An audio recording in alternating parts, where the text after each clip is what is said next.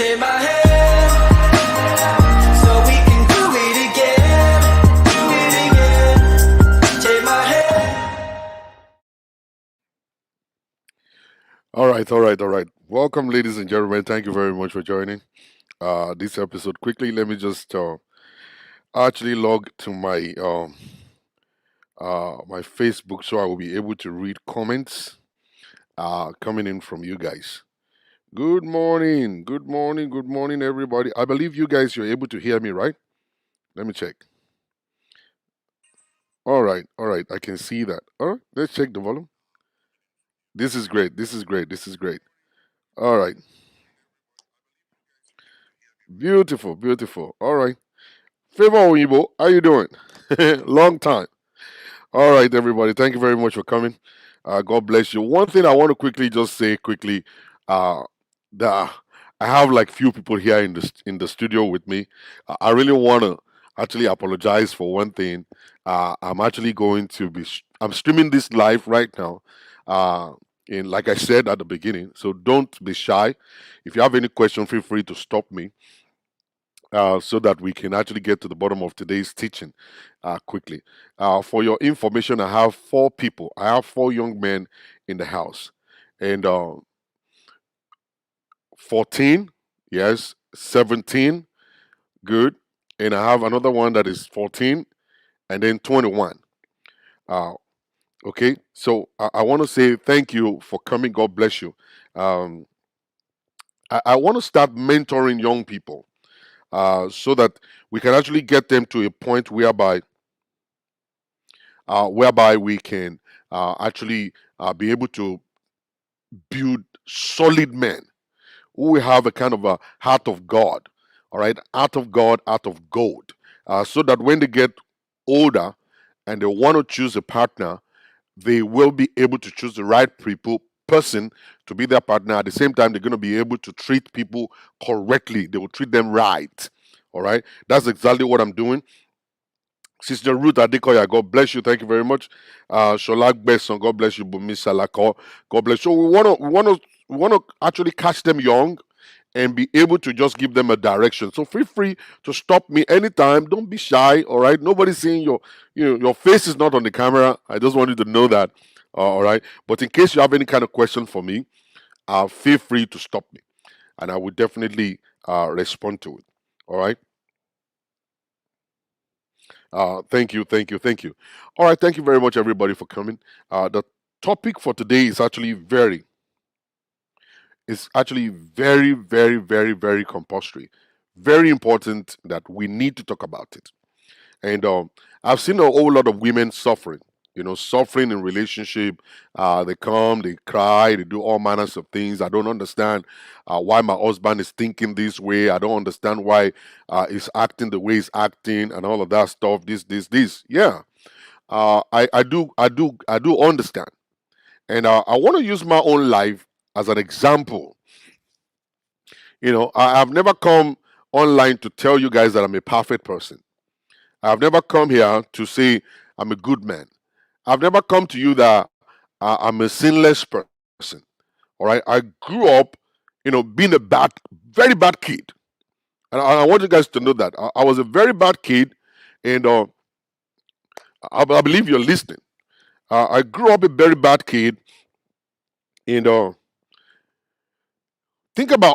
just think about anything bad you think a kid could do. All right. Like drinking, smoking, not just smoking cigarette. I'm talking about smoking Indian hemp. You're talking about going after girls and all kinds of stuff, stealing. You know what I'm saying? Lying. All right. I've done it all. Fighting. I've done it all. Everything. All right. So I didn't grow up a saint. I didn't just become this guy. All right. I didn't grow up this guy. I grew up on the bad side of life. That I remember one day when I wanted to get baptized in church. My pastor asked me, I was 10 years old. I was 10. And I believe if you are a member of the Ring Road Baptist Church at the time I'm talking about, it's possible for you to remember. You know, I was about to be baptized, and the pastor called a meeting. My dad happens to be a deacon in church, and the senior deacon, so he was seated right there. And They asked me, they said, what is your name? I said, my name is so, so, so, and so, and so. He said, do you accept Jesus as your Lord and Savior? I said, yes. And then the pastor asked me, what would you like to become when you grow up? I opened my mouth without thinking about it. I said, pastor. I said, I want to be a pastor. And you know what funny thing that happened? My dad busted and started laughing. He wasn't laughing because he was happy. He was laughing because he knew me. At the age of 10, he knew me that this is just stupid stuff, man. Why are you lying to the pastor and all kinds of stuff? The only thing that could pop into your head is that you're going to be a pastor. Forget about it and stuff. And that was what was going on in his mind when I said I was going to be a pastor.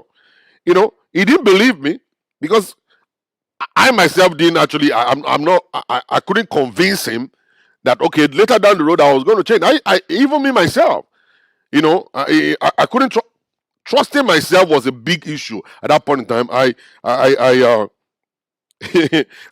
telling you, all right. And right after I got baptized, I became, very aggressive, and then went to school. From school, joined all manners of, whatever it is that is supposed to be joined in school. I started smoking, drinking. I started doing all manners of things and all kinds of stuff and everything and all that. That my dad had to kick me out of the house. My dad kicked me out of the house in Ring Road in Ibadan. I don't know, probably you know Ring Road Ibadan. My dad kicked me out. And I had to trek with my bag, with my traveling bag from Ring Road all the way to Polytechnic of Ibadan in Sango. I don't know if anybody is online, you know where Sango is. I know you guys won't know where Sango is. I'm really sorry about that. I know you guys won't know because you guys are American kids. You don't know Nigeria too. You know what I'm saying? You know Lagos a little bit. All right. So don't worry. Don't worry. Just listen to my story. All right. So I trekked all the way, and I got to school, and the very first thing I did was went to buy a pack of cigarettes. I smoked myself to sleep and stuff. And then the next day I woke up, I went to my girlfriend's room to borrow some money, went to eat, I did all manners of things and stuff. All right, while we were in school, you cannot say I am actually one of those boys in school who are actually in the forefront. No. I'm this troublemaker. I had a rucksack that I put a gun in. Every time I carry this bag, I go all around the place. I terrorize people. All right. Then when I come back to the dormitory, I'm so quiet, so cool, and I looked at things. All right, like nothing ever happened. That's the way I lived my life. That's where I lived my life. And then from there, I started going until one day I met Jesus.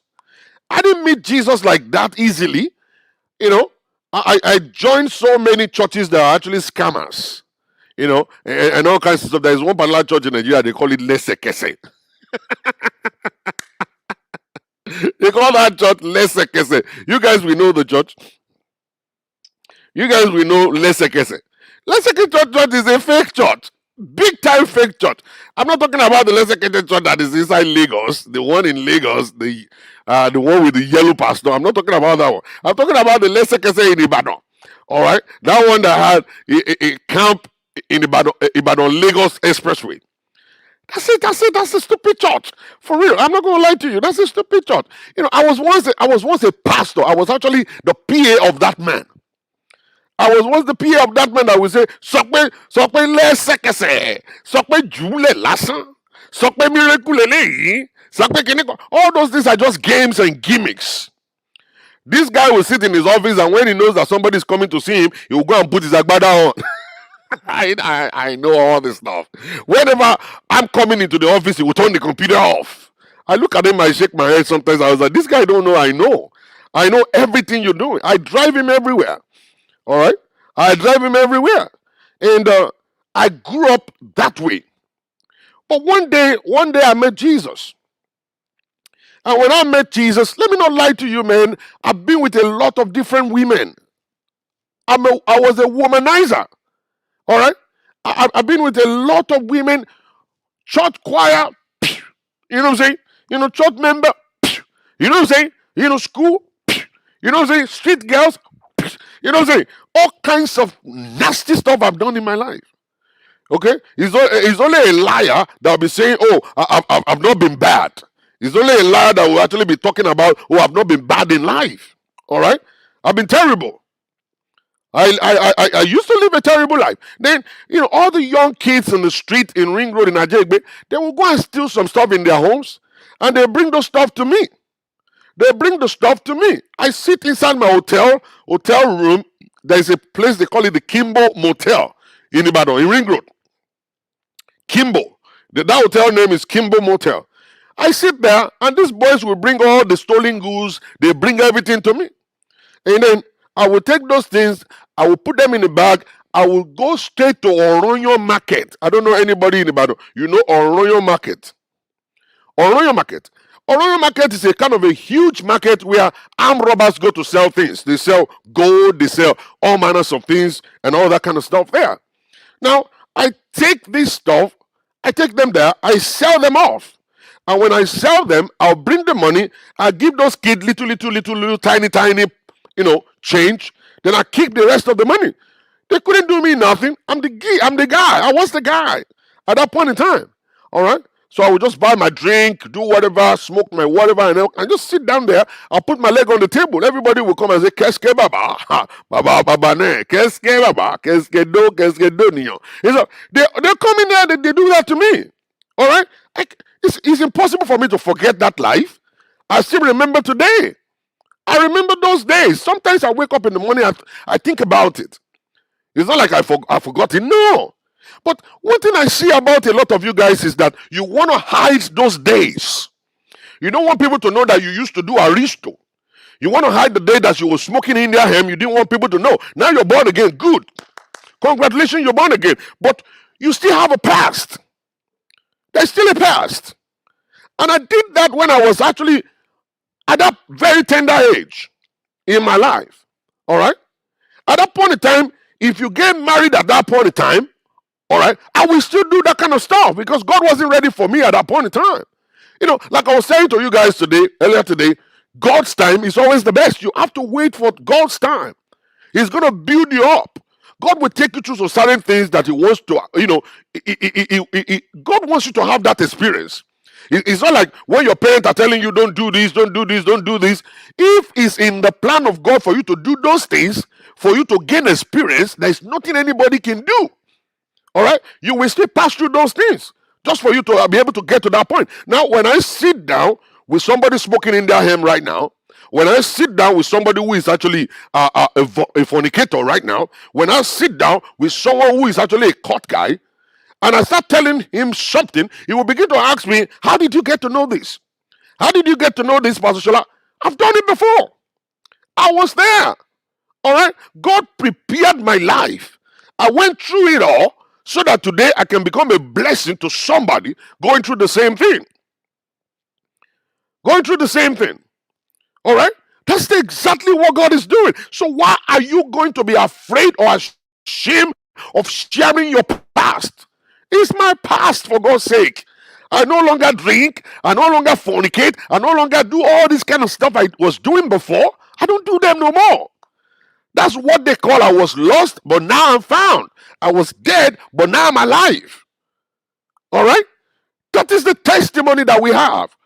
If you are not bold enough and you are not happy enough to share your past, it means that you are still living in the past. It means that you're not born again yet. It means that you don't cherish the kind of life you live right now. The kind of life I live right now is so blessed that when I remember my past, I share it with people, let people understand that, I didn't get born this way. I traveled the journey to get to where I am. And it wasn't a palatable journey. It was a terrible journey. All right? It was a terrible journey. But God brought me out of the darkness into His marvelous light. And that's why I'm sitting here today to share with you what I know. To share with you what I passed through. Experience is the best teacher in life. I always tell pastors who don't have no street experience. I said, how can you, what are you preaching? You're preaching the Bible? Good job. But I think you should preach from experience. What have you been through? What have you conquered in life? What kind of situations were you confronted with before? Were you able to climb on top of a mountain and become a conqueror? Have you fought before? Have you been able to fight for your rights? Have you been accused of something before? I remember when I was very young, and I was actually messing around with one girl. The mother happens to be the yellow day of Ibadan at that point in time, and so one day she got pregnant, and the mother found me in the house. The mother saw me in the house. I was having towel on, and I was coming from the bathroom. She was the one that told me to go to take a shower after you know what I'm saying. After playing with the tambourine, after I said "Gbaworo, mama rẹ ń gba miliki lọ́wọ́ gbaworo." After I've done that, he said, "Go and take a shower before you put your clothes on, and then you come freshen up and go home." So I was on my way coming back from the bathroom, and the mother came. And the mother pretended like, okay, everything is all. Ọmọ chief báwo ni chief kọ́ ọmọ wa nígbà wọ́n bọ̀ rẹ̀ ṣeré mo ní bẹ́ẹ̀ ni wọ́n bá ṣeré wọ́n bá ṣeré gan ni. Okay, bámi kí chief tó bá délé mo ní yes ma. So it happened to be that my dad happens to be at that point in time was the Bobago of Ibadan land. So I jumped into the room, got dressed up, and I jumped into my B2 car. I drove all the way home. And then from there, boom, back to school. And then one day I came back, and the next thing I heard was like, I got somebody pregnant. I was like, how could I get someone pregnant? I've been in school all this while. Hey, have you seen me? My dad was like, maybe you sneaked. Maybe you sneaked to the house and did something. And then before we could know it, the mother, the father, and herself, they came to our house. I was actually outside washing the car.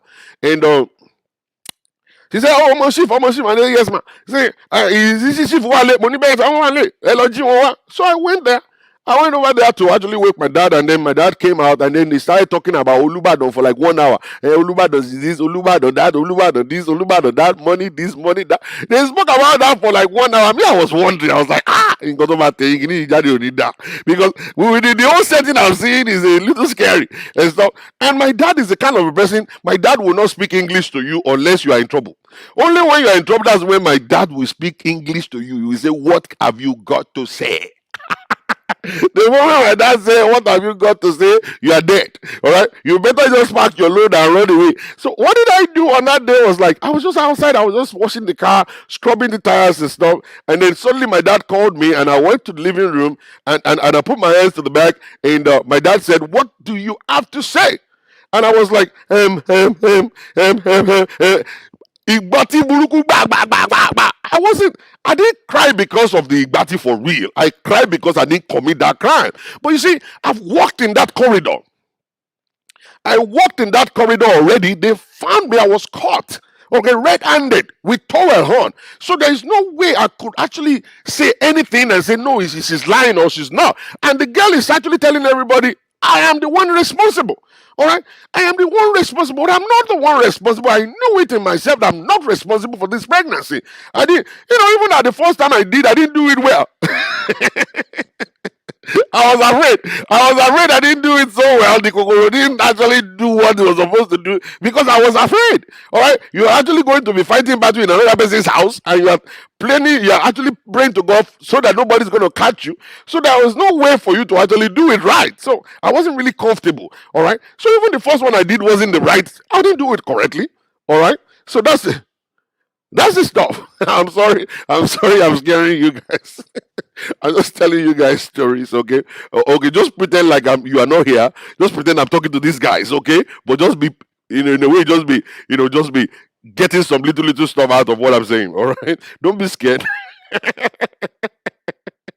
You know what I'm saying? So I started crying and stuff. It was my mom that came in between me and my dad and said, "Let the boy talk now." And at that point in time, I was able to prove myself with a letter that she wrote to me that she got pregnant through one of our cousins, but she told the father it was me. That I should just keep it like that. That she will explain later down the road. The sister brought the letter to me in school. So that was what saved me, and I walked away with it. I walked away with it. All right. So that was who I was. I was a terrible kind of guy because I was adventurous at a very young age. You must be adventurous. There's nobody in this world that will tell me when you were very young, you didn't think about doing crazy stuff, unless you're dumb. Unless you're so dumb that if they put water in your mouth in the morning, they will meet it in your mouth in the afternoon. All right. I remember when I was very young that my mother will actually go and hide her money. She'll hide her money underneath the wardrobe, and she will make 3 crosses on the money, and she will say, "Oh, Jesus, neo, my Gio." And me, I will look at it, I will put my hands under in the wardrobe, and I will touch the paper, I will just take it out and look at the stuff, 3 cross.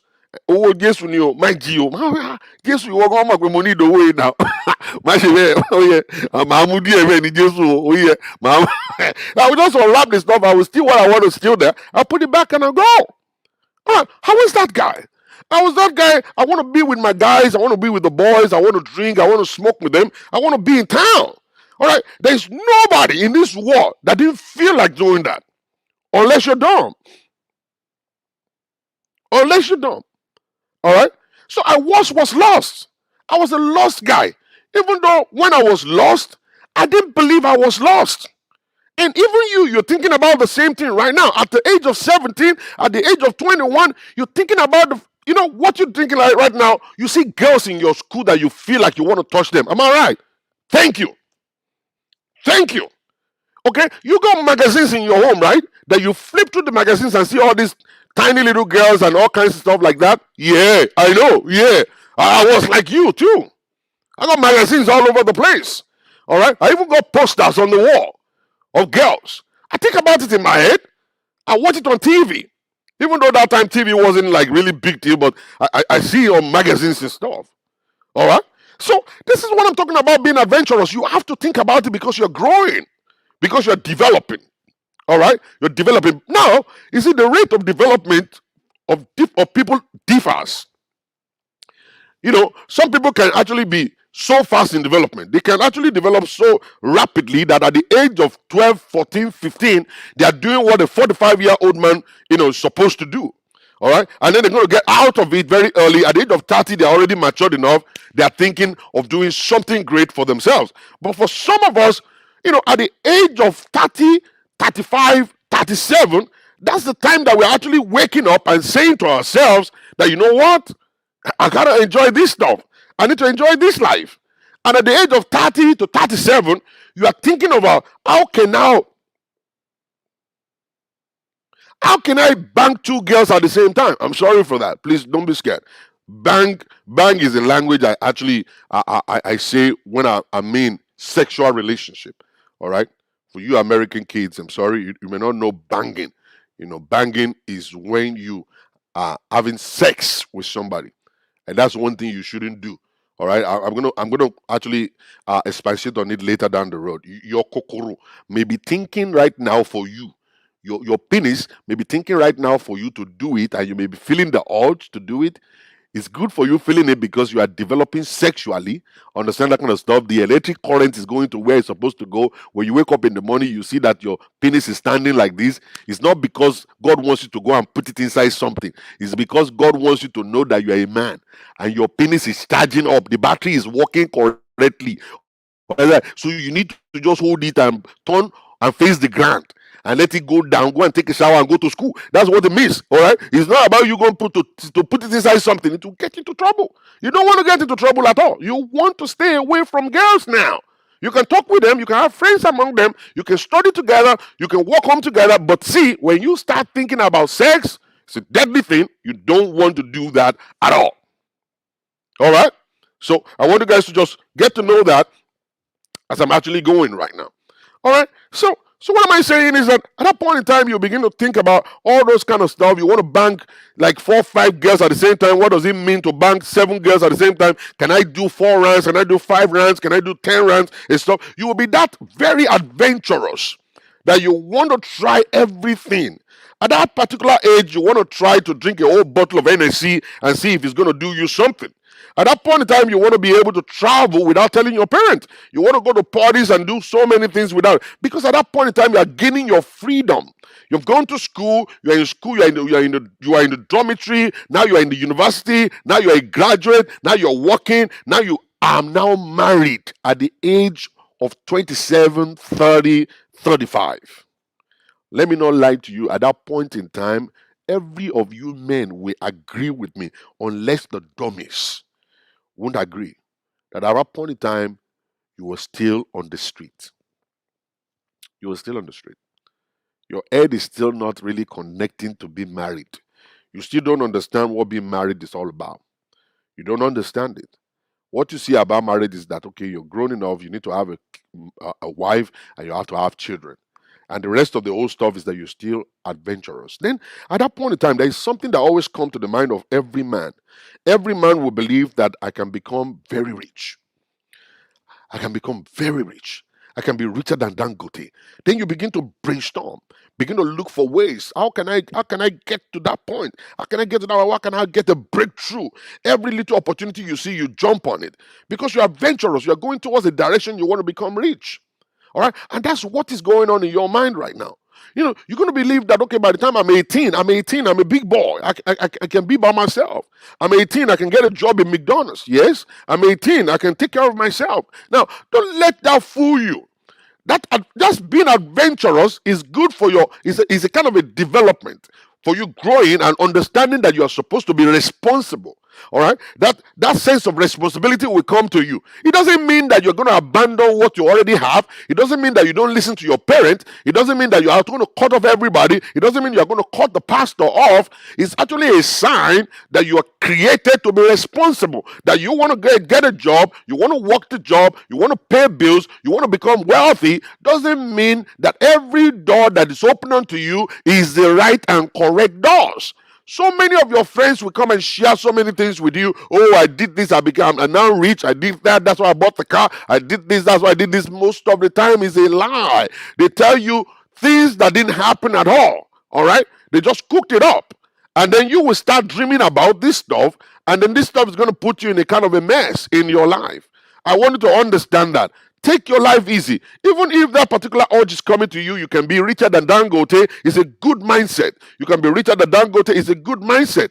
But always have it at the back of your mind that it's a level of development. Keep on putting what you need to put in there. Now, the very first thing you should do as a man is to go to school all the way. All right? Get a license, get a degree, and then if you want to go and get your master's, do so. If you can't, just remain on the right track and always talk to yourself. Because, see, let me tell you something. If you refuse to talk to yourself, the devil is going to talk to you. And your friends are going to talk to you. And when they talk to you, they are going to mislead you. And when they mislead you, that will be the end of you. I'm not going to lie to you. That will be the end of your life. All right? Some of you are already smoking right now. Thank you. Some of you are smoking right now. Do you want me to tell your mom? No? Okay. I'm not going to tell your mom, but we need to talk about it. All right? How many of you're sexually active already? Come on. No, they don't see in your face. I'm not going to mention your names. Thank you. Yeah. Okay? All right. That's what I'm saying. You kissed somebody before? Yeah? That's fine. All right. So you see what I'm saying? At this point, you are developing. You're going to want to try every little thing. You're going to focus on something you're not supposed to focus on. You're going to want to try everything that is not supposed to be tried. Not every open door is a door from God. Not every open door that will lead you to your prosperity. Not every open door is the correct door for you. It might be a correct door for him. It might be a correct door for him, but it's not going to be a correct door for you. Might not be. Might be a different door, and that door may be good for him, but may not be good for you. All right? So that's why we need to wait. Develop yourself. Get yourself ready. They always say preparation. When it meets opportunity, then the breakthrough is going to come. All right? Don't force the breakthrough to come. First of all, prepare yourself. And then when I'm talking about preparation, what I'm talking about preparation is that you need to go to school all the way. If you can. If you can go to school all the way, go to school all the way. If you cannot go to school all the way, go to school halfway, then you go and learn something. Learn tailoring, learn barbing. I know a guy who is a barber. A barber, actually, he didn't go to school that much. Probably he went to school just for 2 3 years, and then he dropped off. He dropped out of school, and then he went to land barbing. Right now, PhD holders go to him to barb. Doctors go to him to barb, and every time they actually get there, they pay this guy $100, $200. They don't pay him $20, $30 because this guy is good. He drives a nice car. He owns the building where his barbering salon is. And it's got like almost about 20 barbers inside of that place learning from him. And this guy is doing well.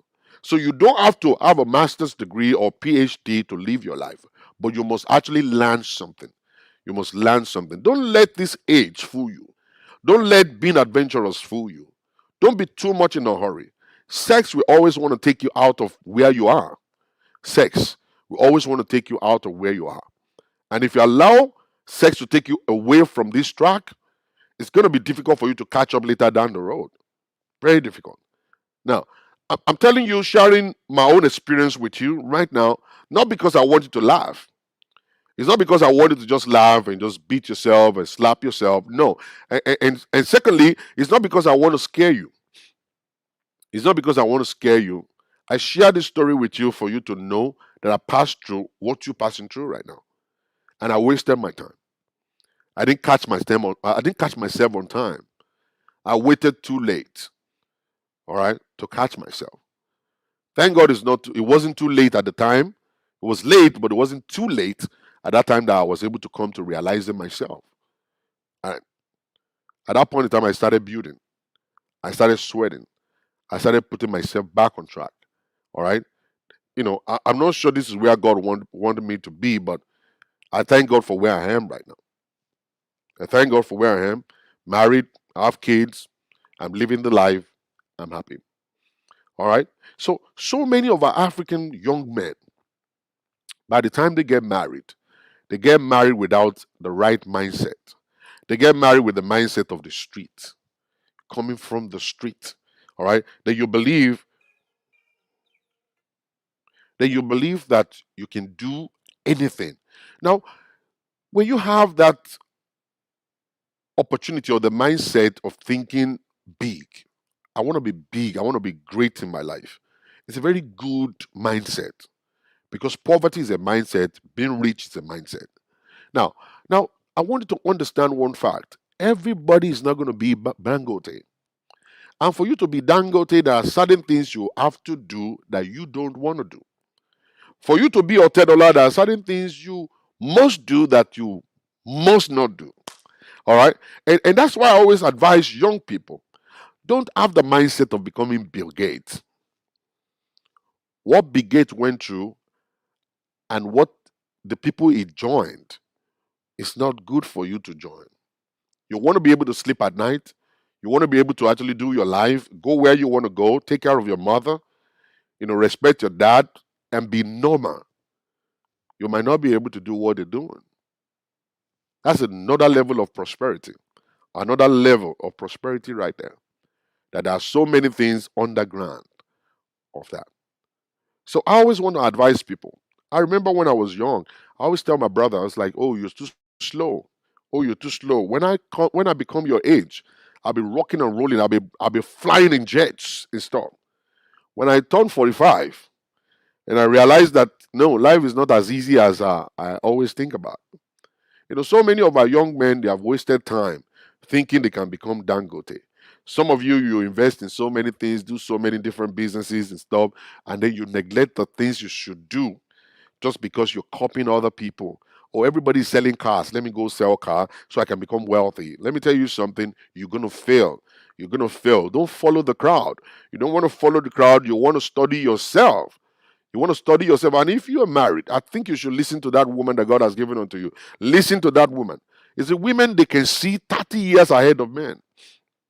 It's not because I love to support women. No, I don't. I don't support women. All I do is I always I love to buy peace for men. I always want to buy peace for men. A lot of men don't understand how to buy peace for themselves. You think you can fight a woman and win. No, you can't. You think you can bully a woman and win. No, you can't. I'm sorry, you can't. All right? It's better for you to actually find that out now before it's going to be too late for you. If you continue the way you're continuing, you become a bully in the house.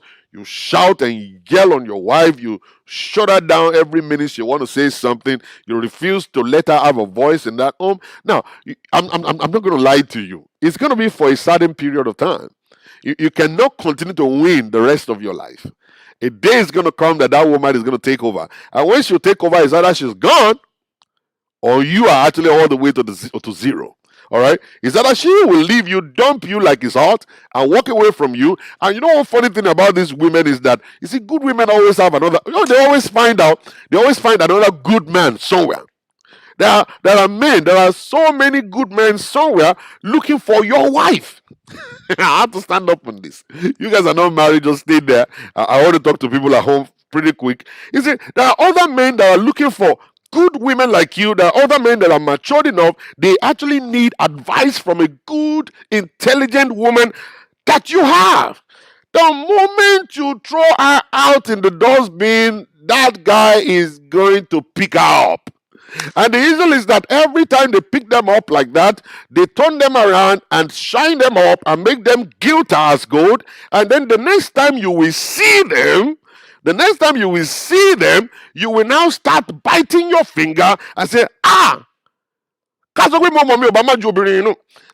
the problem we always have. You think you can eat your cake and still have it. You can never eat your cake and have it. I want to remind you guys, young ones, see, you can't eat your cake and have it. If you drop out of school now, it's gonna wait for you down the road, brother. If you decide to leave school like your mom, your mom told me you want to drop school, you don't want to. You can't work in McDonald's the rest of your life. How much are you going to be paid in McDonald's? How much are they going to pay you in Subway? It's not enough to live your life. It can be enough for you to live your life now at 17. Okay, you are making probably like $1,200, $1,500 a month. You might think, okay, it's enough for me to live my life because you're living with your mom and dad. They're the one paying the mortgage, they're the one paying the bills, and you don't have to pay nothing. That's why you're buying your iPhone, buying all these Motorola and stuff, and you're buying Nike shoes and looking good, flying, all kinds of stuff. Your life can't remain this age. You can't remain 17, 21 the rest of your life. You can't. You will grow up every day, and every time you grow up, more challenges are going to come your way. I just want to throw that out. One day you're going to actually find a girl, and if you're not the kind of person that listens, you're going to get a girl pregnant. When you get a girl pregnant, let me know right to you. The moment you hear, wah, wah, wah, that's a baby's cry. All right? That is money. Money is going straight to diaper. Money is going straight to baby food. Money is going straight to hospital medications. Money is going out like that constantly. If you don't have a source, let me tell you something, that's going to break you. That's going to send you into depression. And then at the end of the day, you're going to hate the life you're living. That is why you need to, first of all, make sure that you bake the cake. Don't eat it. Don't eat the cake. Bake that cake. Look for the ingredients that you need to put in the cake. Look for what to do. Look for the fire. Look for the stove. Look for everything you need to put into it. Bake the cake now. And then down the road, you can start eating the cake. And then when you start eating the cake, it's never going to run dry because you know how to bake it. You can bake the cake, all right? It's like me giving you money right now. I'm only teaching you, I'm only feeding you. I'm not teaching you how to fish. The best thing is for you to learn to fish. Learn to make the money. Start a business. Go to school all the way. Get a job. Learn a trade. Do whatever it is that will bring money to you. Because between the age of 37 and 47, you're going to feel like a Superman. But let me tell you something. By the time you turn 50, then you realize that you are not a Superman. At that point in time, you must have failed your daughters, failed your sons. They couldn't go to college because you got no money. Oh, your wife is gone. At the age of 50, is gone because she tried to make you to see something, but you refuse to see it until you turn 50. The woman is gone. It's gone, gone. Because you are being controlled by your penis. You're being controlled by stupidity. You're controlled by what you feel. It is not what you feel. You need to come to reality. What is reality? Reality means that you are the breadwinner. Everybody depends on you.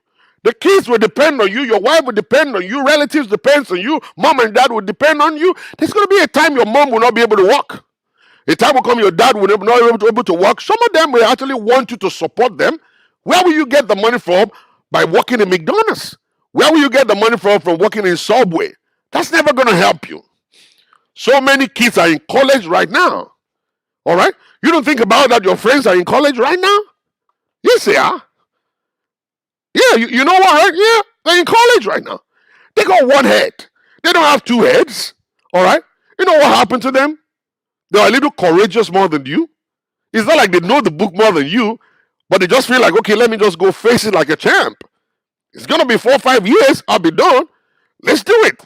And another thing is that when you go to college, there's fun there. You have fun, you meet people, you go to school, you meet people, you have fun, you go to school, you come back home. Everything's going to be fine. And by the time you finish college, let me tell you, a lot of companies will be looking for you. JP Morgan will be looking for you. Bank of America will be looking for you. Chase Bank will be looking for you. All the big hospitals are going to be looking for a doctor like you. All right? They'll be looking for your life. And then you're going to be the one to call the shot how much salary you want to hand. And that's going to be the beauty of it. Then you look and think back to like about 6 years later, and you remember you were sitting right here. And there was a man dressed up in black, shouting and yelling. And then you remember that guy called Pastor Shola. And it's possible for you to bring a tithe to me. And say, Pastor Shola, what was the size of your polo shirt? And you can remember me for good. But one thing I wanted to know is this. The responsibility is going to wait for you. So we young people, we Africans, when we are at between the age of 37 and 47, we think about, oh yeah, we can conquer the war. Oh yeah, everybody can make it. Oh yeah, I can get away with adultery. You can't get away with adultery. Your appetite is too high, off the roof, that you want to have sex every day of your life. Sex. So you leave your home, you go outside, you're banging this girl, banging that girl. I'm telling you. Oh, I'm telling you this. Let me not lie to you.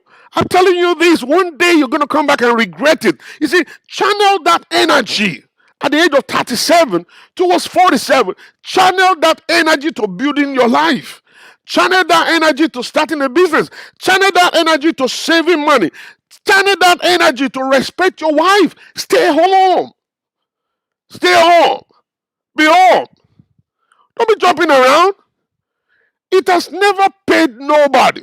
You see, one funny thing that people always say is that, oh, if I don't go out, I won't meet the people. Oh, if I don't go out, I won't meet the right set of people. You see, the going out is not just going out. You go to the right places. Do you know? Let me share this with you guys. You guys listen to here in house. There was this friend of mine. Anytime he wants to fly to Nigeria, he will go and buy a first class ticket. Buy a first class ticket. And that first class ticket, you'll go into first class or business class or whatever they call it. And then you'll fly, go to Nigeria, fly, and come back. And he did that for many years. And one day I called him, I said, bro,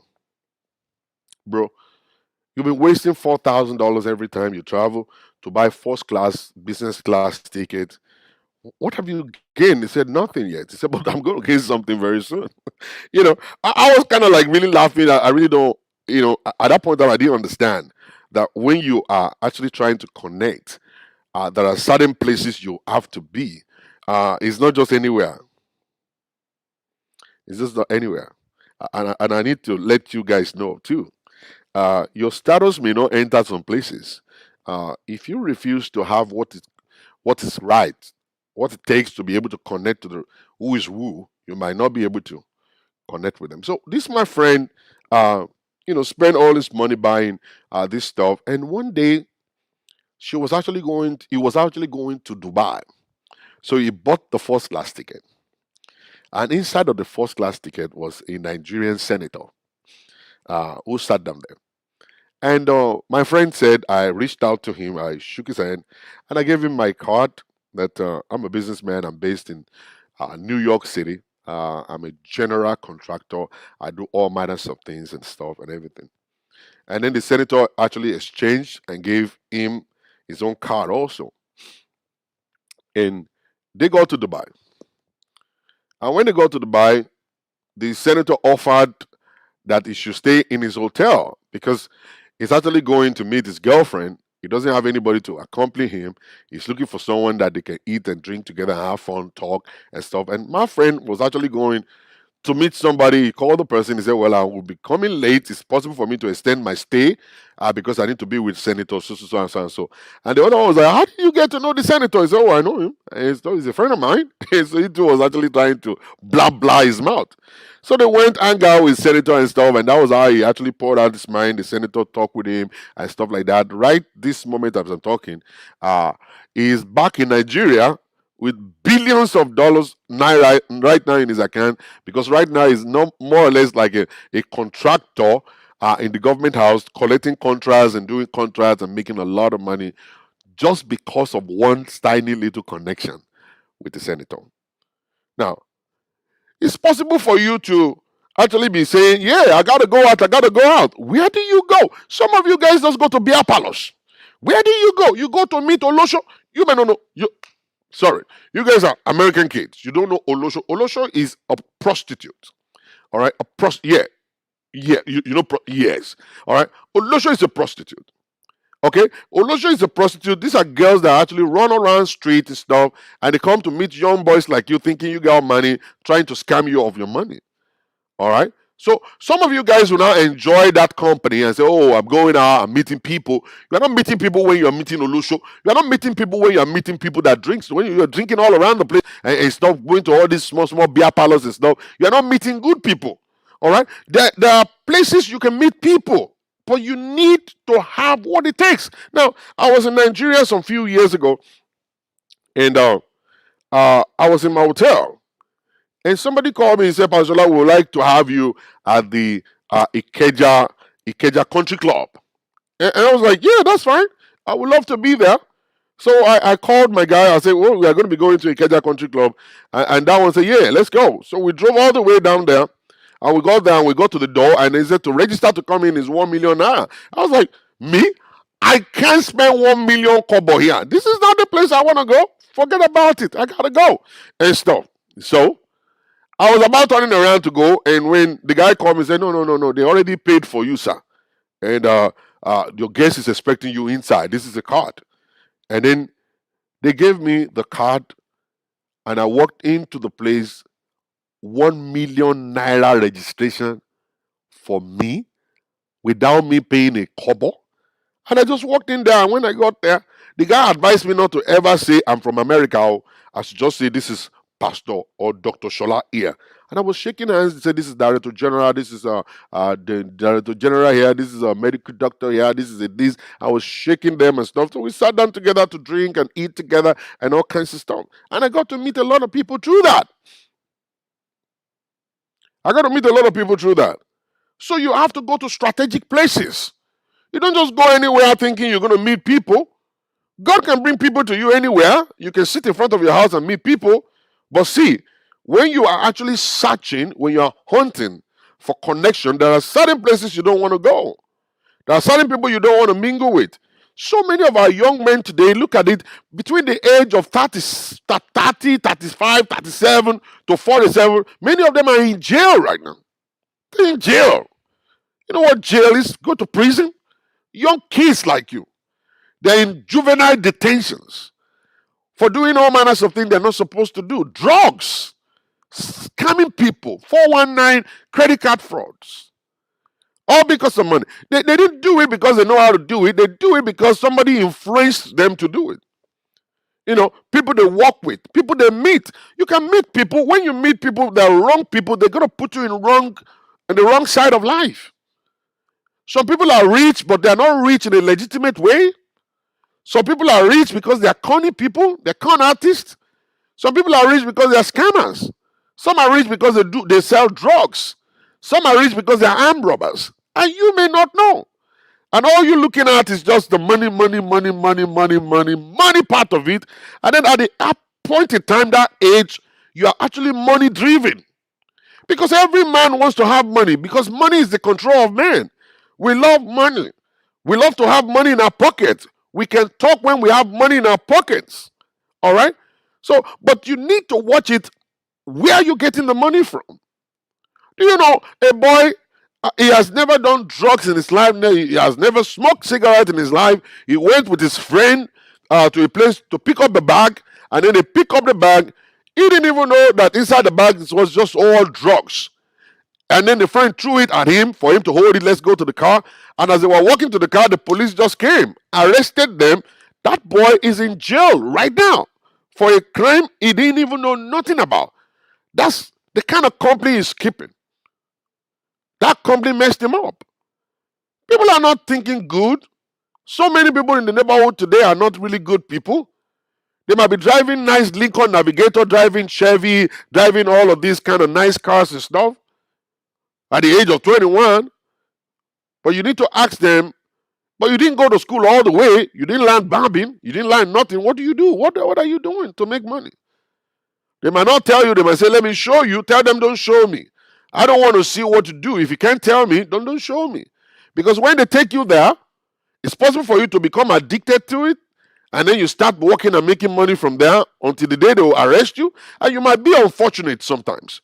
It will be your first day of going with them that you get arrested and then you go to jail. If you are lucky, they didn't kill you. If you're lucky, they didn't kill you. And they didn't kill you. All right? So that's the stuff. Now, at that age, everybody wants to become rich. Everybody wants to be recognized. Everybody wants to be the man. And like I said earlier, if you're just joining me, I don't want you to fight.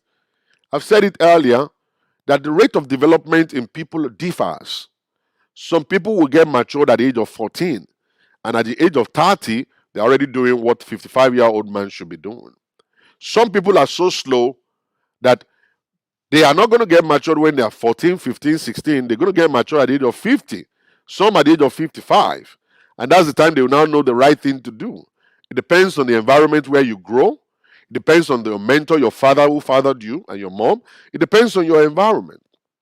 Your environment can influence you. It's just like people coming to America. If you go to a place, if the first person you landed when you enter America, if the father of the place is a security guard, he will tell you there's nothing you can do but be a security guard. That's what they know. And then they're going to affect your life, and then you yourself will carry that message all over wherever you go to. That coming to America without paper, you can only be a security guard. No, it's a lie. That's a lie. That's not the right thing. There's so many people that when they come in like that, they went straight to school. Many people came in like that, they start working under the table. They're working in the offices. All right. Some people came in, they start driving Uber. Some people came in, they start doing DoorDash. It's not just only security guard. There's so many other things that could be done. So many things that could be done. All right. So, you see, what am I saying? What am I saying is that at this age, African boys always want to become rich. And let me tell you this final experience of mine. Let me tell you this final one. Now, when I was coming to America, I was thinking, whoa. Actually, I told my wife, I have visa in my hand. I told my wife I'm going to be back in like few weeks to pick you. Few weeks. I'll be back to pick you. And we were at the airport. I was hugging her. Don't be long. Come early. I said, no. I don't know. He's a sharp man now. He's sharp, boy. Let me get there. America will be worshiping me. They will be begging me to be their president. Oh, Lord. You don't know nothing. America. They will be begging me to be their president. Let me just go 2 weeks. I'll be back. I'll come and pick you. So I left. I went, and I landed in America. Actually, when I was on the plane, that was my first time on the plane. When that thing took off, I was holding onto the chair like this. Every time I hear I was saying, Jesus, I'm about to die. I'm about to die here. So at the end of the day, I landed in America. I found out I would need a green card to work. That took a long time. Then I started calling my wife, this thing is not easy. This is not easy. This is not easy. Now, but the issue is this. That's not where I'm going anyway. Now, when I landed in America, married in Nigeria with kids, in When I looked all around, I was seeing fine girls. Fine, fine girls. Have you seen fine girls before? Yeah, fine girls. Very fun. Now I started seeing fine girls, and I started beating myself like, oh my God, why am I married? God, why did you bring me here? You brought me here based on your will, and you knew you are going to bring me here. Why did you allow me to be married in Nigeria? Look at fine girls. Look at fine girls all around the place. Fine girls. And then the fine girls would look at me, and me, I have a big voice. I say, "How you doing?" They say, "Oh my God, oh my gosh, your voice is giving me goosebumps." I say, "Oh yeah, that's me." You know what I'm saying? That's me, man. How you doing, man? What's going on? They were like, "Oh my God, are you married?" I was like, "Yeah, I'm married." Oh my God, oh my God. I started torturing myself. I see fine girls, they're actually melting when they hear my voice. They just melt all the way to the ground. They just made all the way to the ground. I started beating myself. I said, "Oh my God, oh my God, oh my God." At that age, let me not lie to you. I was thinking with my penis. I was thinking with my penis, like, oh my God, come on, man, opportunity, man. Shola, surely, bobo. Opportunity, day ground now, a full ground like Brekete. You know what I'm saying? Look at all these babes now. Fine girls, doctors, pharmacists, everybody driving nice car. They're already ready for you. And me, I was having 6 pack. Almost 6 solid packs, man. 1, 2, 3, 4, 5, 6. I was even having one small one here. That was almost 7. Understand? I was going all around the place with big hands and big everything. I was like, surely, Bobo, what's up, man? And I said that, and at the end of the day, I started crying at night that why am I married? Why am I married? You can come and try me now. I see fine girls now. I take my face off. You know why? Reality. Come on. Reality. All right? Reality. I see fine girls on the street right now. I come on my face. And they drive, they go. You know, what it concern me? Fine girls go sleep somewhere. Oh, I don't need you right now. I don't mature. Oh, 50 don't pass me. Oh, you know, I need to plan retirement. I'm building retirement right now. For real. For real. That's what I'm saying. That's what I'm talking about. You see, there's going to be a day reality will set in, man. Reality will set in, man. You know what I'm saying? And you say, you know what? Let's find girl go kiss transformer. Oh, for real. If you come to Pazola and you're pushing it up, I say push it down. Seko Wale. Go to Rosoge. Seko, you don't know this song. Seko Wale. Go to Olamide here. Seko Wale. Go to Rosoge. Seko Wale. Go to Rosoge. Push it down. I don't need that. No demonstration for me. I don't test run nothing. Reality the setting. 50 don't pass me. I did plan retirement. Oh. I don't want to become dumb man for woman. Oh. You know, at the age of 71, you now become meter and greeter. You know, you get greeter at the woman. They say, how are you? Come inside, $10 an hour. At 70. Which ones, man? At that point in time, I just have to talk to my kokoro. Say, my kokoro, listen to me.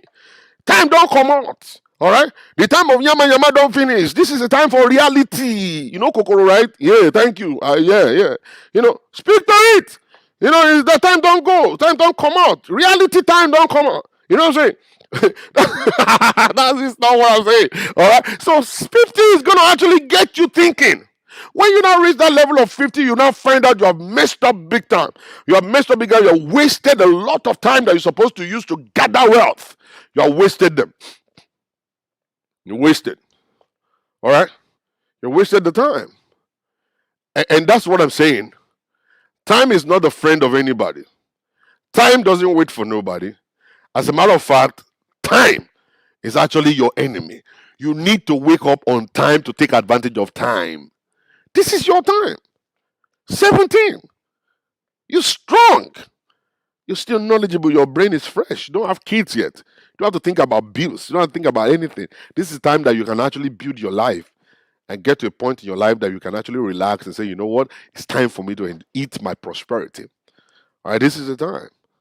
But if you play through your time, you enjoy through your time, and you start walking all around the place and trying to be like somebody else, you start copying other people, you will waste that time, and that time can never be retrieved. Never be. You can't redeem it. It's gone. It's gone. It's gone. The time is gone. Somebody say, he said, who said they don't know all these songs? Pastor, don't get it twisted. Oh. They might not speak native language. Yeah, for real, they know the songs. Oh. They know the song big time. They know the songs. For real. Don't wait for time to leave. You see, this arrogance of I'm the man, I'm the man, I'm the man, throw it away. It doesn't last forever. Oh. I'm the man and the man doesn't last forever. Oh. You can only do it now. Don't mess up now. Don't mess up now.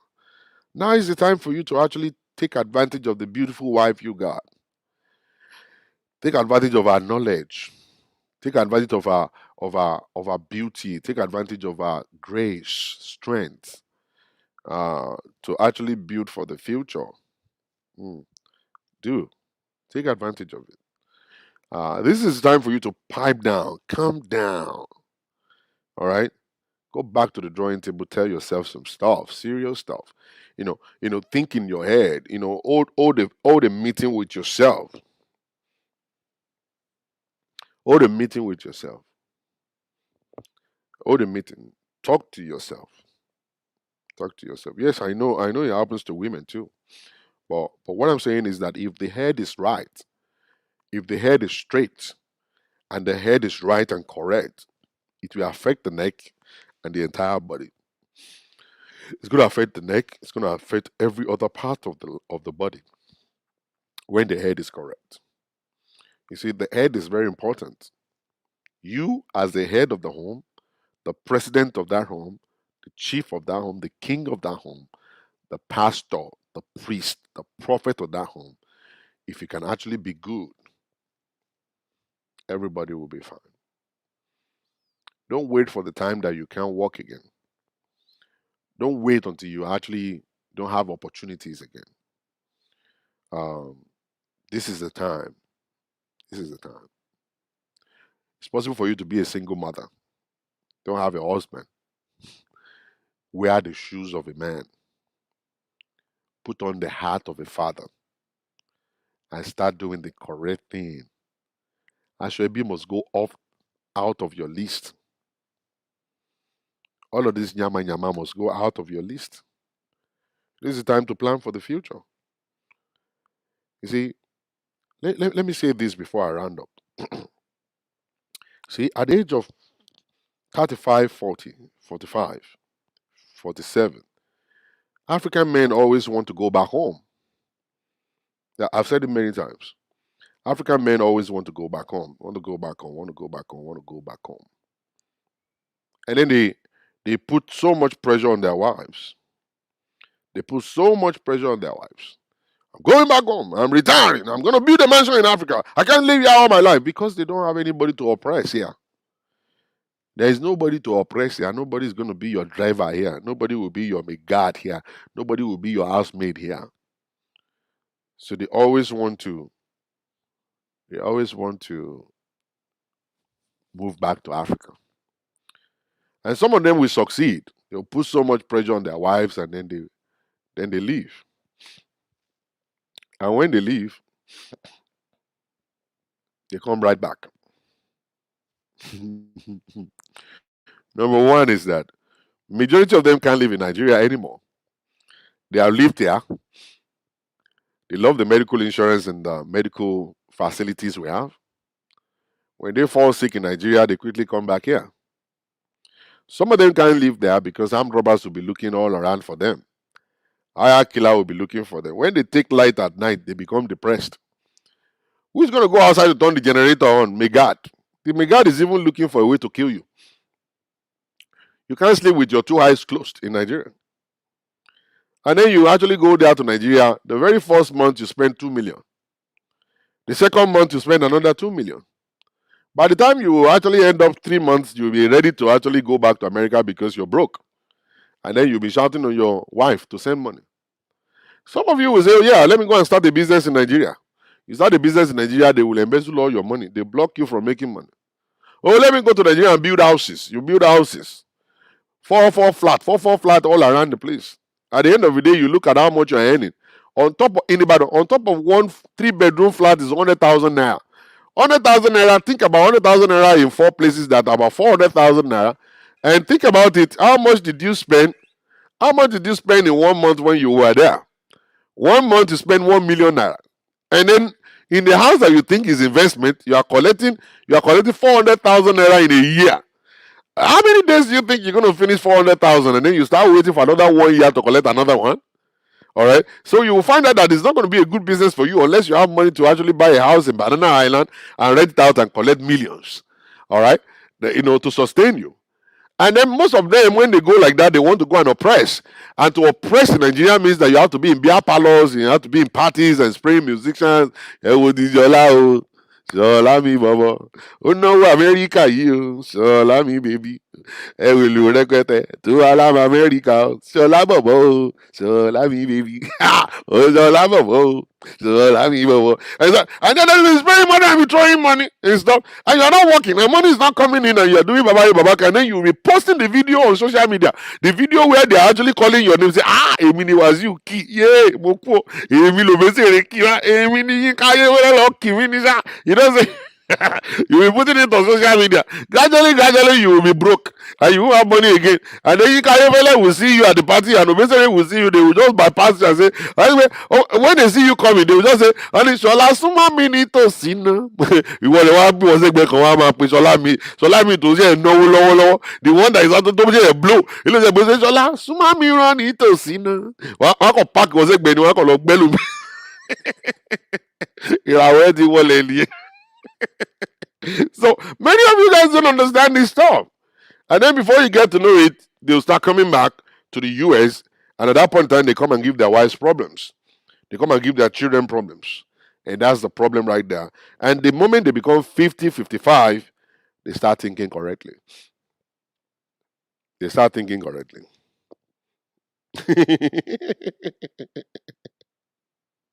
Oh my God. Then they start thinking correctly. So I don't want you guys to get to that level. Just take your time, beautify your life, and everything will be fine with you. We're going to talk more because I have a session with you guys until 12. All right. So I'm going to let these people go. These people, the online people, crazy people. All right. Well, if you are in Houston, Texas, and you have your young boys and girls that you want them to come over for us to have a family meeting with them, talk with them, advise them, you can as well just send them in. Probably make a phone call to talk with me, or send me an inbox message, WhatsApp message. I will definitely let you guys know when we are going to be holding the next one, and you guys can join also. All right. I'm not going to put your kids on camera. Your kids are not going to be on camera at all, by the grace of God. All right, everybody. Thank you very much. But before you go, I want to talk quickly about my sponsor, and that's the famous Princess Kitchen in Kedi. You want to eat nice amala, nice begiri, nice ewedu. You want to eat in your olodo. It's a famous Princess Kitchen in Kedi, here in Houston, Texas. I'm gonna roll the ad right now, and I want you guys to just quickly listen, and the Lord God Almighty will bless you. In case you are in town and you want to actually visit our center, we don't call it a church for real, but you want to visit our center on Sunday by 10 o'clock in the morning, feel free to come. 7030 Addicts Clothing Road, Houston, 77083. That is the telephone. That's the address where you're going to meet us on Sunday by 10. This coming Sunday, we're going to actually build on how to discover your purpose in life. How to discover your purpose in life, and we're going to be praying also by the grace of God. All right. Have a beautiful day and wait for it. Don't go nowhere. Let me roll this out quickly.